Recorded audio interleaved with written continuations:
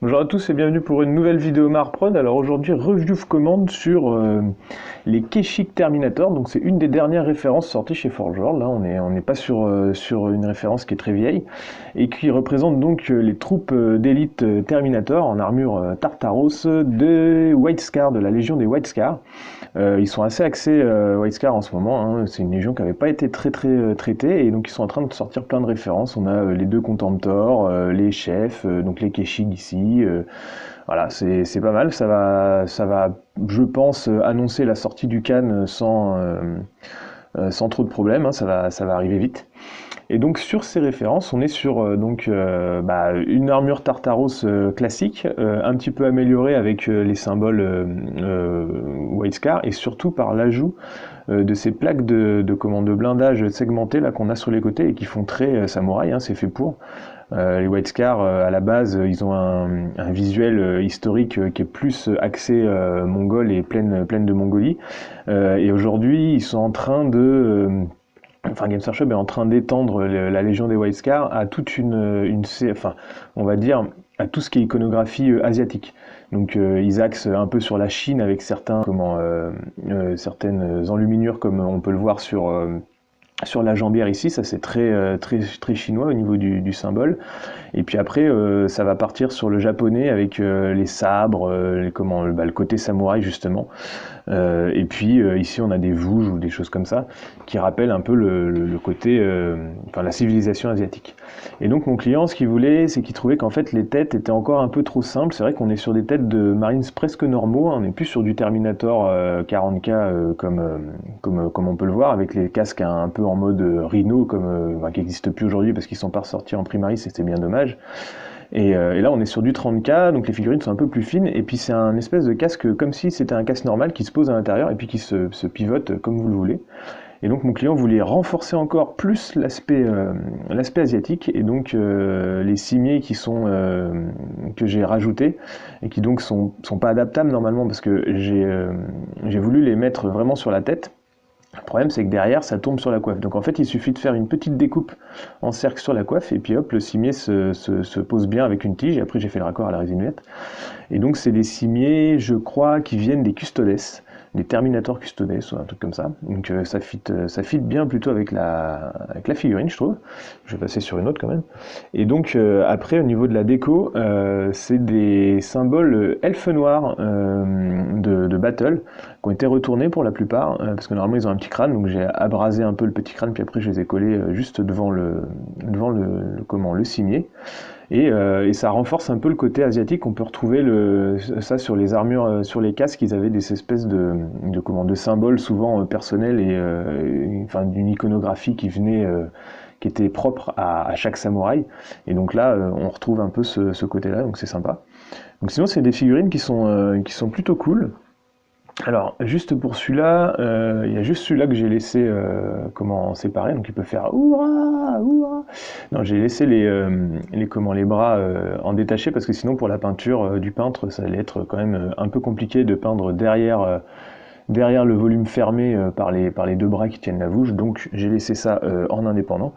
Et donc ce que je voulais dire, c'est qu'au niveau de ces figurines-là, par contre, il n'y a pas trop de choix. Alors c'est facilement modifiable, hein, bien sûr, mais normalement, chaque jambe va avec le buste qui est au-dessus, avec une espèce d'empreinte, un moulage, qui est fait proprement pour spécifiquement ce type de figurine.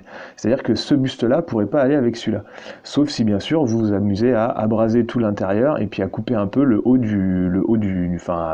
enlever un peu le relief qui est au-dessus des jambes.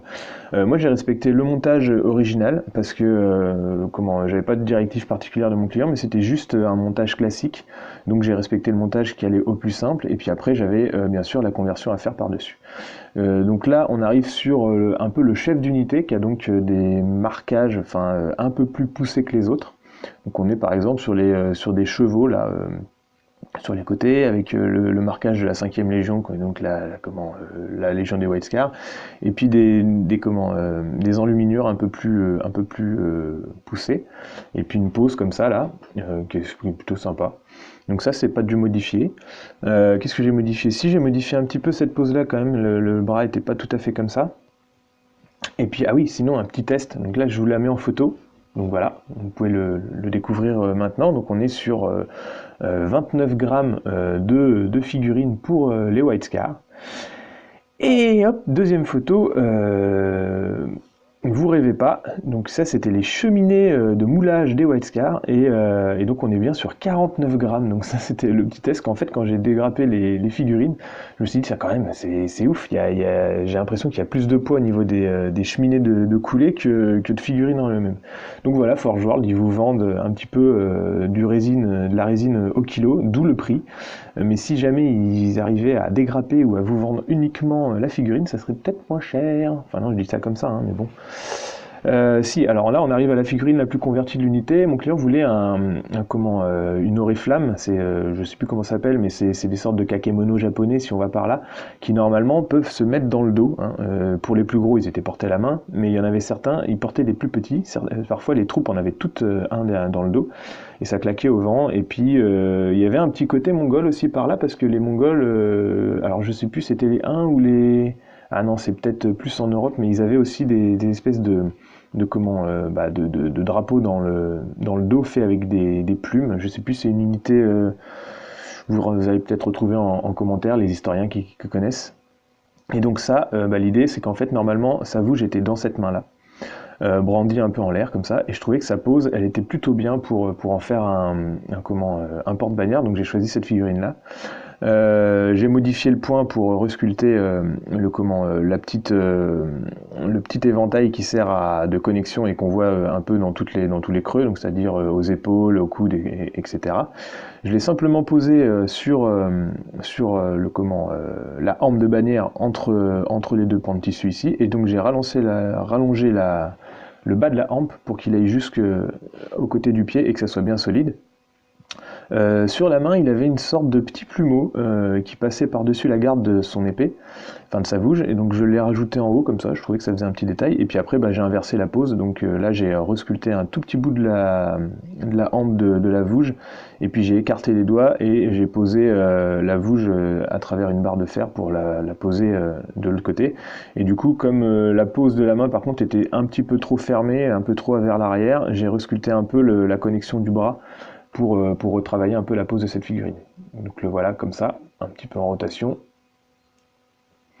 Le porte-bannière de l'unité. Et sinon, donc fin de commande avec le Praetor, donc qui est vraiment le chef d'unité. Donc là, il n'est pas dans sa position définitive. Hein, il y a je crois que mon client va refaire un socle derrière et puis le peintre va s'occuper de le mettre un petit peu en valeur, parce que là, il est juste posé sur un socle de travail.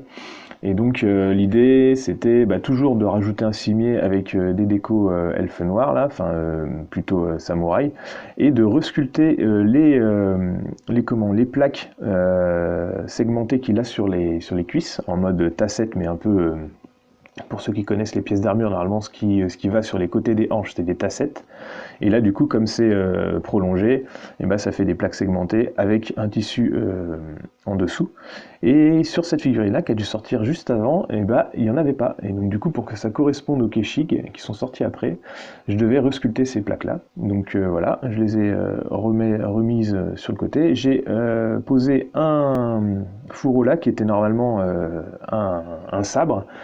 Donc il y avait la poignée, donc j'ai juste arasé la poignée comme si c'était ce sabre là qui était sorti. Pareil, ça c'est une conversion parce que le bras n'est pas celui d'origine, et puis ici j'ai forcément coupé le bras d'origine pour y recoller une griffe éclair à la demande de mon client.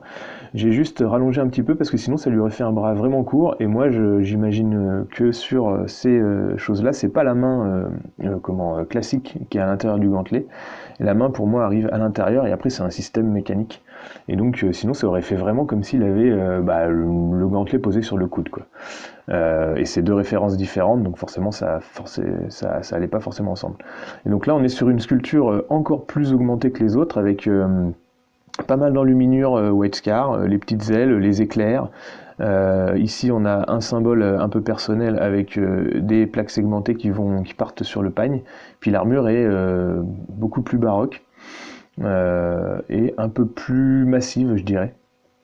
Donc voilà pour cette conversion. Qu'est-ce que j'ai fait d'autre? Les petits colifichets, donc là c'est juste du fin câble du câble très fin de cuivre, sur lequel j'ai mis quelques petits éléments en carte plastique, donc une dent, un éclair et une petite facette là, une petite pierre.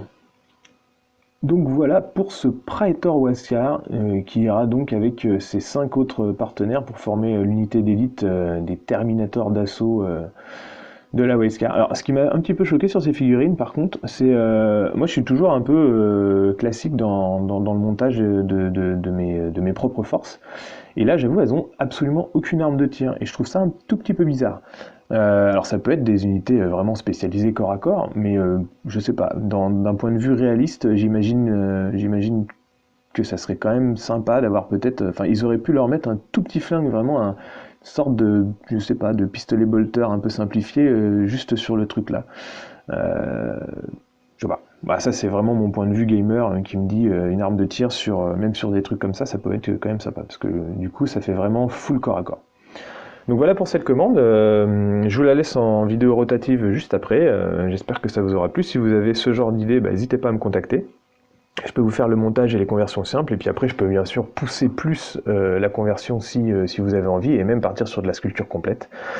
On peut discuter du projet ensemble sans souci, donc n'hésitez pas à me contacter sur mon mail pro, mahar-prod@hotmail.fr, et puis je vous laisse avec d'autres vidéos, et n'hésitez pas à vous abonner à ma chaîne pour voir mon travail, et puis également à aller voir sur mes autres médias, c'est-à-dire ma page Facebook et mon compte Instagram, etc. etc. A bientôt à tous!